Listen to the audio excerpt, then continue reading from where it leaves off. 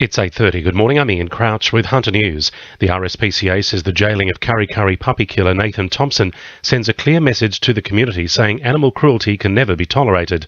The 25-year-old has been sentenced to 18 months behind bars with a non-parole period of 12 months for bludgeoning 9 puppies to death and maiming another in March. The RSPCA says it's satisfied with the result and has thanked the public for its help in investigating the matter. 2 senior motorcycle gang members are due to face court this week accused of running a drug lab in the Hunter Valley. Gang squad detectives raided a property on Commission Road in the Howes Valley last week and allegedly found an active drug lab along with 6 litres of amphetamine, 50 kilos of precursor chemicals and a 40-litre custom-made reaction vessel. Joanne Elliott from Police Headquarters says 2 men aged 46 and 41 were arrested at the property. They were taken to Muswellbrook Police Station. They've been charged with a range of offences relating to the commercial manufacture of prohibited drugs. Now, those men were refused bail in Muswellbrook Local Court on Thursday. They are next set to appear in Newcastle Local Court tomorrow.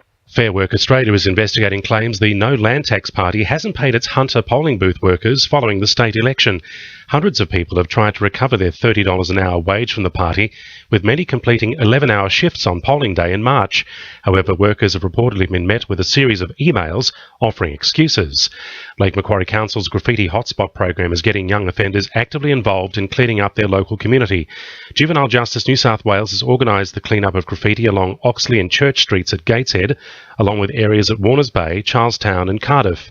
Social and Community Planning Coordinator Stephen McAllister says young offenders directly benefit from the program. It's a wonderful partnership with Juvenile Justice, looking at utilising some of those young offenders who have to do some community service orders. It also actually gives them a chance to actually see some of the issues out in the community and hopefully help get them to take a bit of ownership of the areas so that hopefully it will help reduce their reoccurrence rates. Hunter homebuyers could be in for an interest rate cut when the Reserve Bank Board meets today. Economists believe conditions are right for a 0.25% cut, which would take interest rates down to 2%. And a multi-million-dollar trade training centre will be opened this morning at St Francis Xavier's College at Hamilton. SFX is the lead in a cluster of Newcastle Catholic schools to share in $6.8 million in federal funding, which will give students industry and employability skills to assist their transition into the world of work. All courses available to students also qualify them to continue on a pathway of further study.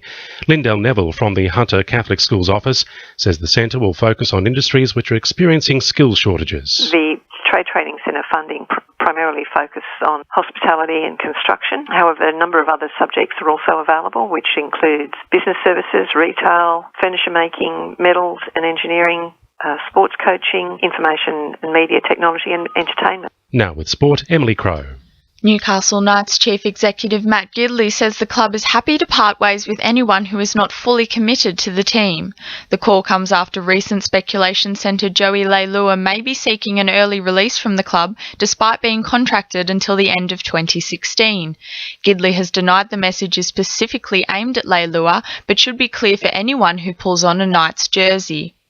Meanwhile, the Knights will celebrate the return of enforcer Beau Scott ahead of their clash with Manly at Brookvale Oval on Sunday. The back rower suffered an ankle injury in the Knights' round 5 loss to the Dragons and has been sidelined for a month while his team have lost 4 consecutive games.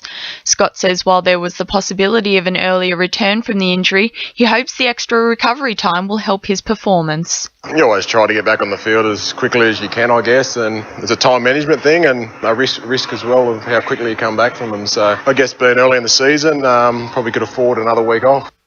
And in soccer, Maitland recruit Matt Thompson says he has no desire to take on coaching responsibilities after the Magpies' sudden split with coach Chris Turner 2 games into the season.